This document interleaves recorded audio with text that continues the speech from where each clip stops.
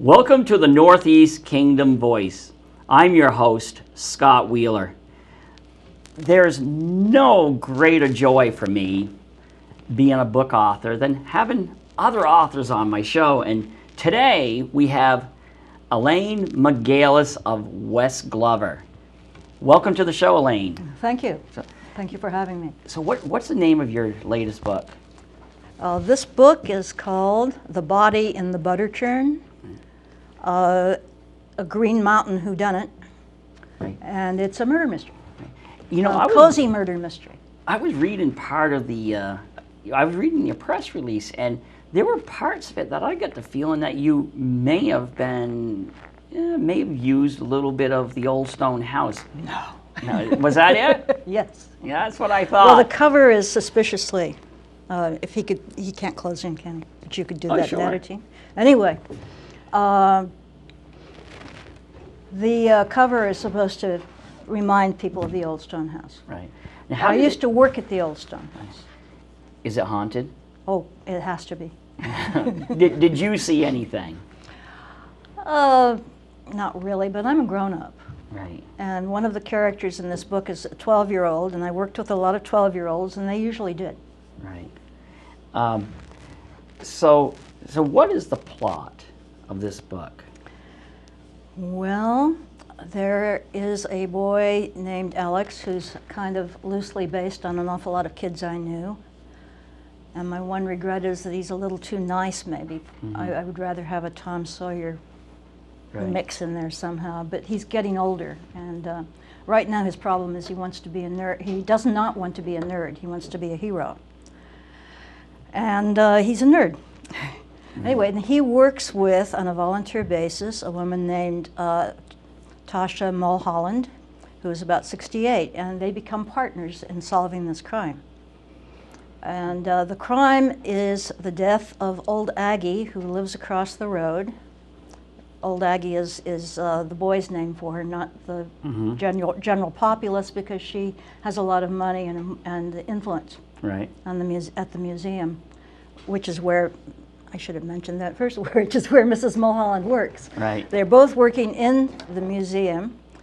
The town is called Shrubsbury, and the museum is an old schoolhouse, 4 stories. If that sounds suspiciously familiar. Oh, yeah. And I suppose oxen were also made to build that, just as yes. they did with the old stone house. Yes. And Alex likes that story because he likes heroes, and he doesn't care. Well, there's a section in here that talks that I was going to read, so, Right. Which I could do now. Right, sure. Go ahead. Okay. Well, first of all, let me start with the murder, because the murder is wonderfully gory, but because this is a cozy, the murder, there isn't a lot of gore, Right. and almost no sex. I'm sorry, and, but cozies generally don't favor those kinds of Right. things. And as I say, just almost no sex. Anyway, they're all the board members are in the museum very early in the morning. They're supposed to meet Agatha Hamilton, because she's told them all to be there. Mm-hmm. And she has a lot of money, and the museum always, of course, like all museums, needs money, so they all come. Not happily, because none of them like her. Right. Anyway, and Alex happens to be there, as well as his mother, because she's dropping him off. And they're waiting for her, and to keep themselves occupied while they wait, they look around at the butter churn and other items in the museum. And Mrs. Mulholland is asked to explain the butter churn, and she finds that she can't make it crank. It's a star churn. It's very large. They don't have one like that, by the way, at the old stone house. That's one of my first departures from Oh, really? from truth.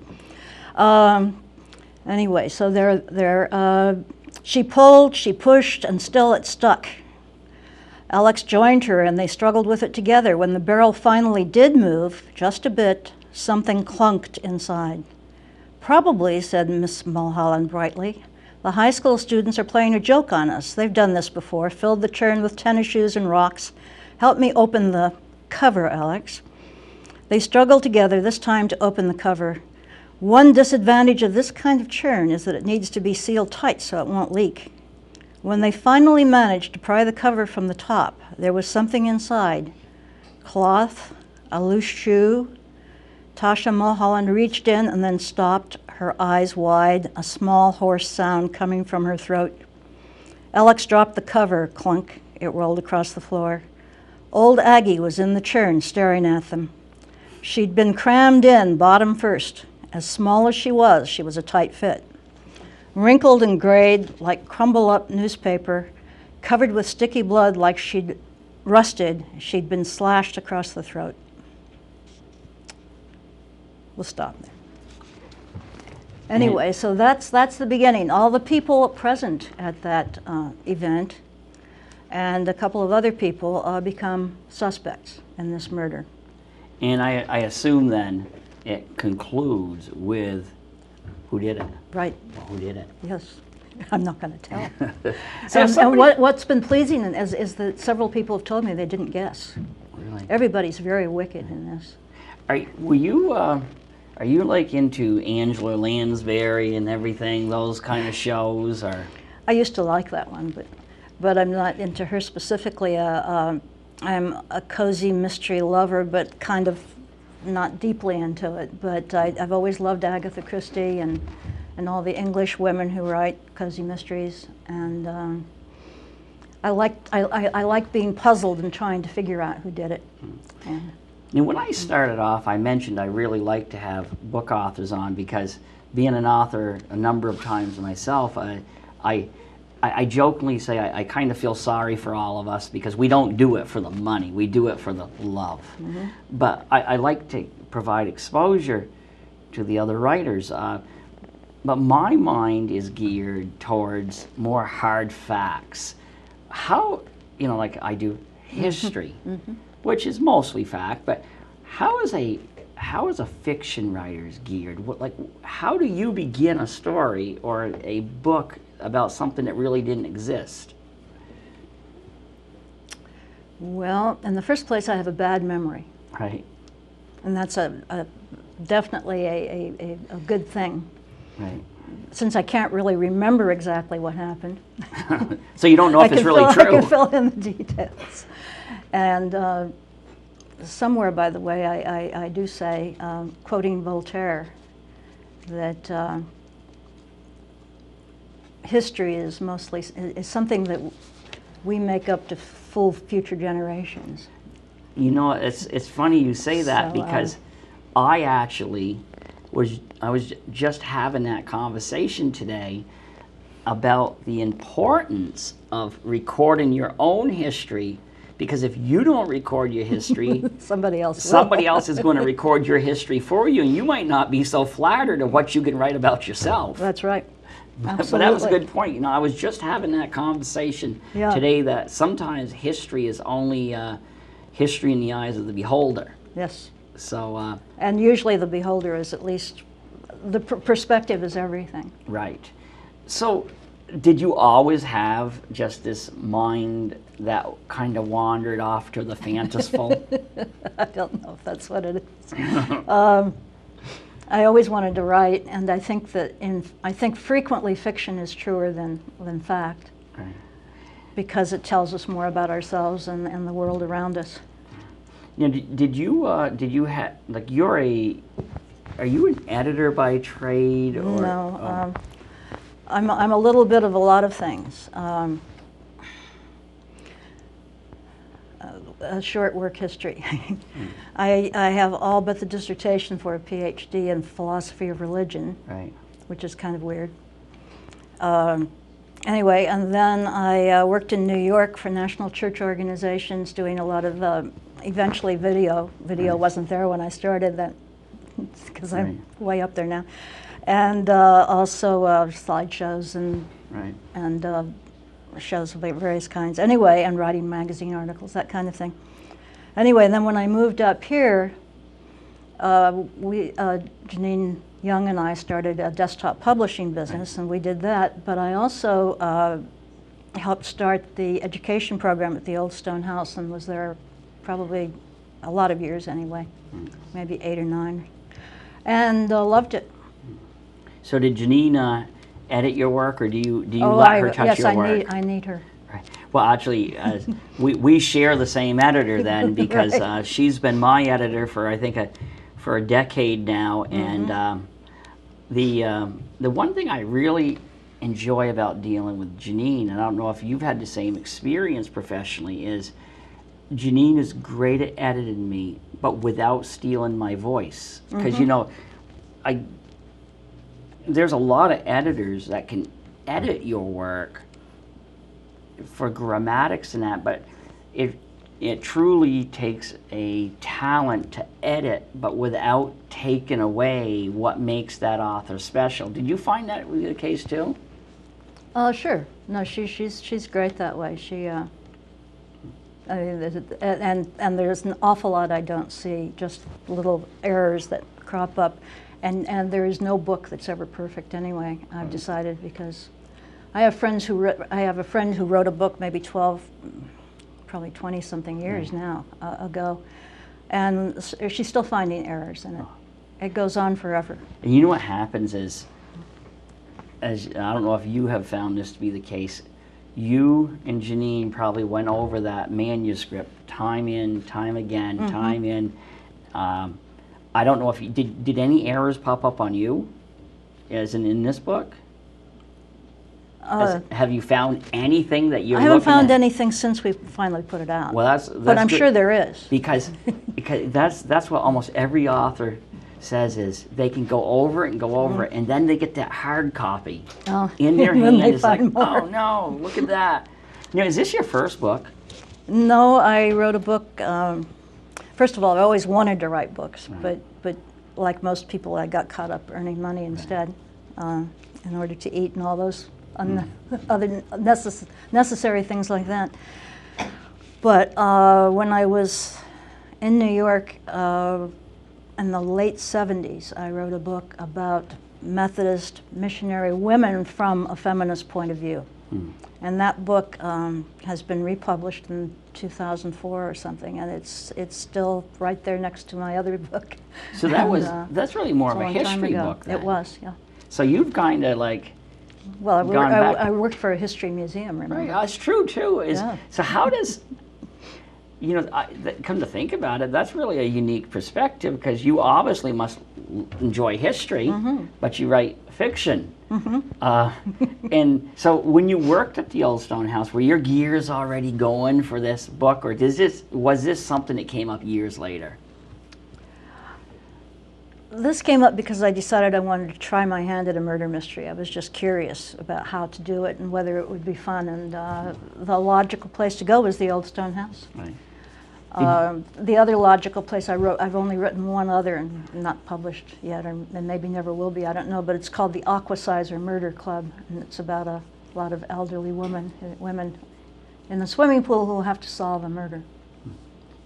You ever? I know the Newport Police Department, they were hiring a police chief. Had you ever thought about being a police officer? No, not at all. I'd much rather deal with made-up criminals.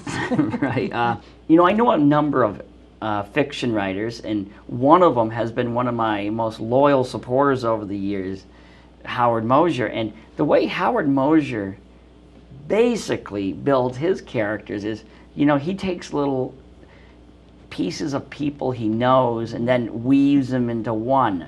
And I think some of them just are spontaneous. How did you build your characters? The same way. There are a couple of people in the book who are probably recognizable to some people, even though I, fictionalized them terrifically, and I'm hoping that one fellow will figure that out when he reads the book, but if he does. But everybody is made up of a little bit of a lot of people, and some people just came and, they were just there. They came to life while I was writing. I suspect, you being from West Glover, you probably have a few characters out there to work from. Oh boy. You got a treasure trove of them. Well, just Northeast Kingdom. Oh, that's true. There's nothing but characters. I mean, it's wonderful. Don't you just love characters? Because some of them, you know, if you were an outsider, even if you told about the real person without even turning them into fiction, nobody would believe it. But, you know, another writer here, and, you know, I didn't even know about him, and he's not from West Glover, but I believe he's from Sutton. Oh, right, yeah. Is Ted Hoagland. Oh, yeah. Ted or Ed Hoagland. And, you know, like, you know, Ted himself, even though he's an essayist, you know, he's not a Northeast Kingdom boy, born and bred. He's from Martha's Vineyard in the winter. But, you know, heck, you don't get many more different characters than him. Just a great guy, though. He's total character. Yeah, and I think he really enjoys it, too. Yeah. So, yeah. Do you have many writers in your life? Yeah. Well, all of us do now, because almost everybody's writing a book. Right. I used to get annoyed by that when I was younger. Now I've just sort of accepted it. Everybody is writing a book. What is your worst fear when you decided to sit down and write this book? What was your worst fear? Finishing it, or whether people would read it, or? Well, I discovered very early that in other books, the characters kind of take over, and you don't have to. The job isn't the same. I mean, you're doing some control, but mostly they're doing what they would do. But when you're writing a murder mystery, you've got a design that you have to fulfill, and that kind of changes it. So that was very uncomfortable for me. So, in other words, even though you kind of know you're going to get from point A to point B, but sometimes is it a journey that you go on? And the characters do things that you didn't expect them to. But you have to be careful with a murder mystery, because they could do things that could really louse up the formula, because it's a genre book, it's a formula kind of literature. You know, I know in some some fiction books, even though it's fiction, there are some core facts that, you know, if you use dates and times, you like Howard is tried to, even though his is fiction, he tries to keep it within the period. You know, if he's talking about the 1950s, he wants, and he weaves in some current event at the time, he wants to be accurate. Did you have to worry about that at all? All the time. I mean, for one thing, Alex is, as I said, he's a nerd, and he's into video and computer things, and I'm not anywhere as deeply involved as he is in those things. So I had to look up, you know, information and make sure that I wasn't. And just his favorite rock group. I almost had a problem with this in a way. His favorite rock group is the Beastie Boys. Well, the Beastie Boys, one of them died just a month ago, and I thought, my God, what does that do to my book? Not much, but still, you know, those kinds of details are hard to keep track of. And so what period of time is the book set in? It's probably early this century, you know, 2000, 2, 3, 4, somewhere in there, or the late 90s. Right. Could be in any of those times. So what did your former colleagues at the Old Stone House think about being turned into fiction? I think they liked it. Yeah. And they're selling it in their store. So I have so to believe. far, I have to believe. I think they enjoyed it, actually. I have to believe that. And because it's a slightly, you know, several years ago, most of them aren't in it, so they're fairly relaxed about it. Wait until I start using some of that. I have to believe too that because the historic nature of that building, I suspect it's been in a few other books in its time. Oh, it has. It's even in a poem by, and I might be wrong, but I think by Adrienne Rich, which I can't find again, but I found once, and she does something that's historically inaccurate in the poem, which kind of ruins it for use by the museum, but otherwise, I mean, you know, it's kind of, and of course Mosher has done so, and I have a passage here about the museum. Oh, sure, let's read it. Okay. It was weird for there to be a murder in Shrewsbury, Vermont, because the town was a bore. That's Alex's opinion. But Alex supposed that if it was going to happen at all, the old Shrubsbury schoolhouse was the perfect place for it. Standing higher than the houses, higher than the church steeple, higher even than the old trees that fronted it, unexpected, lonely somehow on the plateau that was the village, light danced on its 48 windows on bright summer days, but shadows skulked through the building the rest of the time.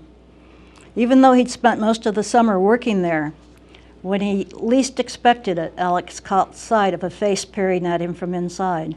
And when he walked into the building through the heavy oak door and down the ancient hallways with all their skewed doorways, he often spotted something hiding that disappeared as soon as he approached it. The stairs were creaky and steep, the windows were old glass, so that everything seen through them was wavy and twisted. It was a history museum, so it was about dead people anyway, with stuff like the wicker casket on the second floor. Years ago, the casket was used to store a corpse until the weather warmed, the snow melted, the frozen earth thawed, and then the body could be buried.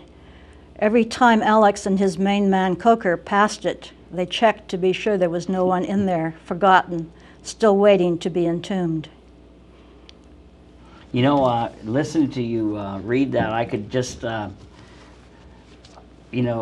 because I know it's the old stone house, I can just picture everything because there is a casket there, right? Yes.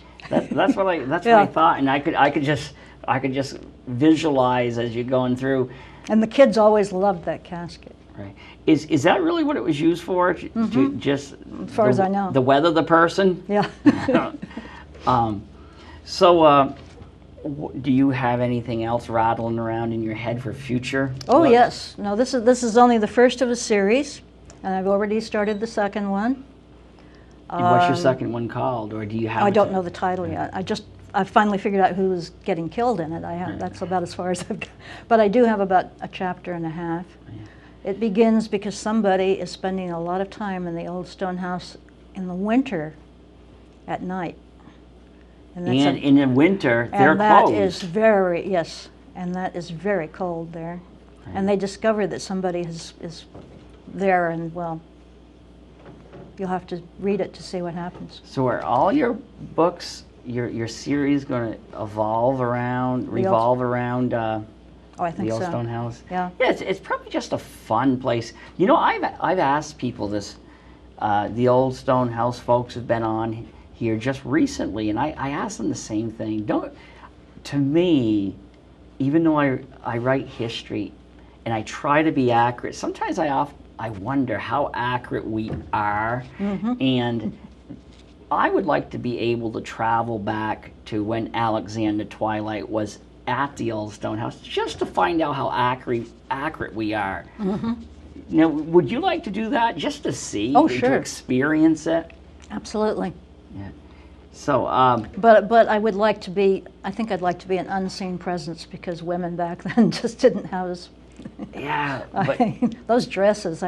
When I worked there, I had to dress in one at least a couple times. Yeah, and the bonnet, and I can't do that. Yeah, but you know, I'm a person to say that there's no ifs, ands, or buts. Women are the stronger sex. Well, that's true. Yeah, there's a lot of some of my guy friends actually agree with me, but they're a little less vocal about it. But especially back in that earlier time, though, they had a lot of work.